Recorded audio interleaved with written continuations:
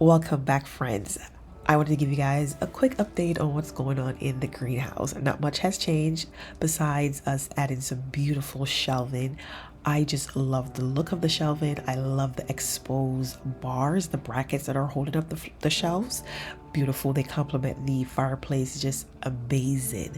So these shelves are repurposed wood that I've repurposed by just burning them, cutting them down.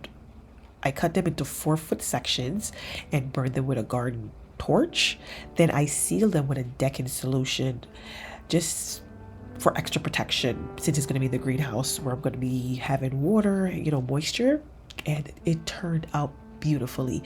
It's the same thing I did for my pergola, and it's just amazing. And of course, I have my handy dandy helper, as always, supporting everything that I do.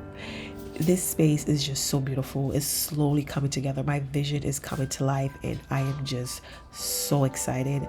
I'm just happy. I'm taking my time. Next, we're going to be building some custom tables on both sides of the windows so I can have more space for my plants. So yeah, that's all we got done, and it's just truly unbelievable. So I'm so grateful. That same day, I had some free time on my hand, which is rare these days, very rare. Also, if you're wondering why I sound like this, it's because I am congested, friends. It is that time of the year where I am suffering like crazy with seasonal allergies, and I am on medication, but sometimes it just seems like it's not working at all. And also, I'm not staying away from outside. I'm constantly in the garden, so I'm suffering. Anyway, here I'm just repotting a Limelight standard that I have. I think I've had it now for about 3 years. It's been struggling for the past 3 years because when I bought it, the 17-year cicadas came back and did a number on it, friends. I bought two from Costco for $175. I think they came as a pair. And I've had them, but they got damaged when the cicadas came about. Cicadas, they love young trees, soft wood, so they could chew in it and lay their eggs, and one did not survive. Now this one survived, and I've been babying it along the way, and she's bounced back a little bit. I'm still going to baby it along the way until she recovers fully. So now I'm just repotting this hydrangea, taking it out of the smaller container and put it in the bigger container, which is a terracotta pots. I love terracotta. I just do. Now they are very porous and they do require a lot of moisture. If you're going to put moisture loving plants in these, just know that you're going to have to be watering a lot. Okay. Now, majority of my garden is on automatic drip, so I don't have to worry about that. I recommend you put plants that are drought tolerant in terracotta pots if you do not have a drip system, and if you don't have the time to water your plants like that. So here I'm just using this brand is called Kellogg's. It's my first time trying this potting mix. It is organic, based on what's on the container, on the bag. It doesn't have any fertilizer or anything added, which I like. I can control what's in it to feed my plants. Now this is the before look of the hydrangea, and I'm just going to go in and cut it back. Normally they say by a third. Sometimes I go harder than that, and then I just thin it out, take out anything that is smaller than a number 2 pencil, anything that is dead, anything that might look diseased. Now here I took off a foot, about 12 inches.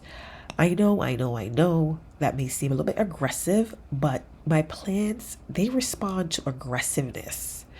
Okay, I don't baby my plants like that, other than this hydrangea, because I really did not want to lose it. But when I prune really hard, and they always come back and look amazing. So got everything pruned and watered in. Now those 2 branches sticking out on the left, I did go back in and cut them out because it just looked weird. But overall, I think she's going to be happy in this bigger container. I've also thought about underplanting her, but I'm not sure yet. Then I was like, okay, I have 2 hours before I pick the kids up from school. Let me see what I can do here.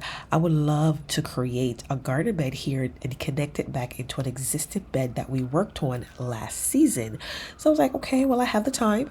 I can do that. I can do something really quick before I have to pick the kids up from school.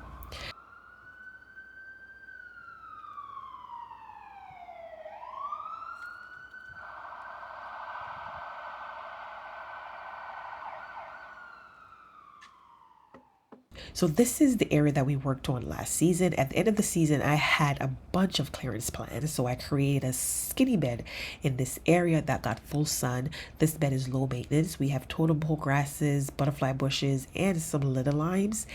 And it was just enough plants to deck this space out. So what we're going to do today, or the day of this video, we're going to connect a half moon shaped bed here and connect it back into that slender bed. Now, this raised bed been here since I had my cold frame. Like, it's well settled in, and it was pretty hard to move. I got a few splinters from this bed. I wanted to be Miss Independent. I asked my husband to help me, but his timeline was just not working with mine, and I got impatient, and I decided to move it myself.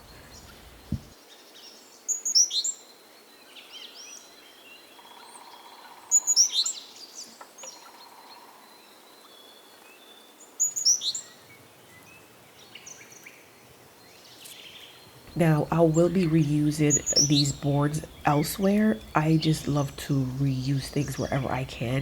I guess I'm a hoarder as well, because if I see something has potential to be repurposed elsewhere, I'm going to hold on to it, even if I don't know what I'm going to use it for right away. So here I'm just using a hose just to gauge the shape of the bed, just to line it out, and I am trying to connect it back into the existing bed that we made last year. So I also went back in and changed the shape a little bit at the corner of the greenhouse because it was coming off a little bit too sharp. So I went back in and I changed the shape at the end of the greenhouse. I made it a little bit more softer, more curvier. In the last clip, it was a little bit too sharp. So now I'm just using a half moon edger and just edge it at like a 45-degree angle all the way up into the existing bed. Then on the way back, I am going to edge from the inside of the bed at another 45-degree angle. And then I'm just going to use my hands, which are your best tools, just to remove that sod or lack thereof, and create like a trench, like a trench edge. And then I'm going to stack my rocks. You guys know I love my rocks. Use whatever you have or whatever you like or whatever you love to shape your garden beds, to define your lines. You don't have to do anything. You don't have to use anything at all, really. But I had some left over, so I'm just going to use them up in the garden. Eventually, they're going to sink in and just become a part of the landscape as if it's been there forever.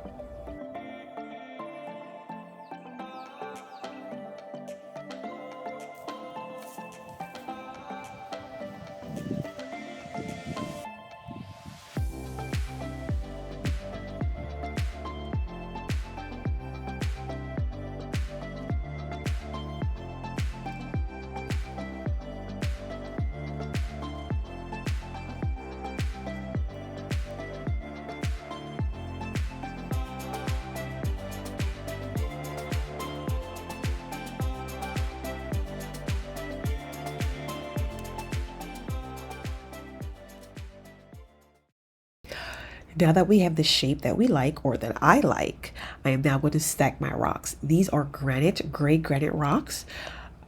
I know someone's going to ask me where I got them from. I got these from the quarry. Now you can buy them from a landscaping company or a nursery that might provide these, but I cut out the middleman and I went straight to the quarry. Now there are some quarries that, am I even pronouncing it right? There are some quarries that will sell to locals. You just need to have some type of pickup truck, something to load it on and bring it home, or else you're gonna have to pay for delivery. Now, the rocks are pretty cheap. Delivery is where that price really comes in. It gets pretty expensive. Now, as I'm shaping out this bed, there's that little crook right there that just kept bothering me. After the camera was turned off and I had time after I came back with the kids, I went out there and I played around with it, and I got the shape as smooth as possible.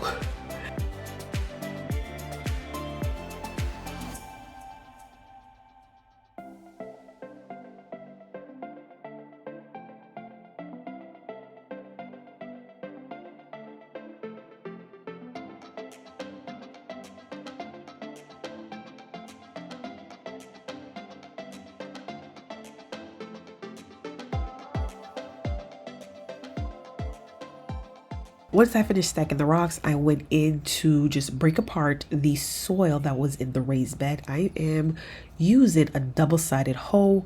One side is like a spade and one side is like a fork, and just breaking apart and breaking up the soil that was in the raised bed. By doing so, I did not have to bring in any soil at all. I was amazed at how many soil was compacted right here, and it was just one less thing for me to do. Once I broke it apart, raked it out, I didn't have to do anything else. I did not have to do nothing else, okay? It was ready for planting that same day. I just did not have the time.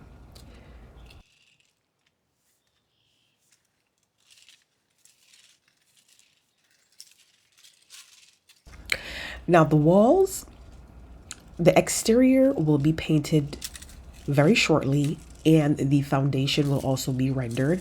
I will try to have that done before I start planting, but I'm not making any promises because I am ready to plant like right now, like immediately.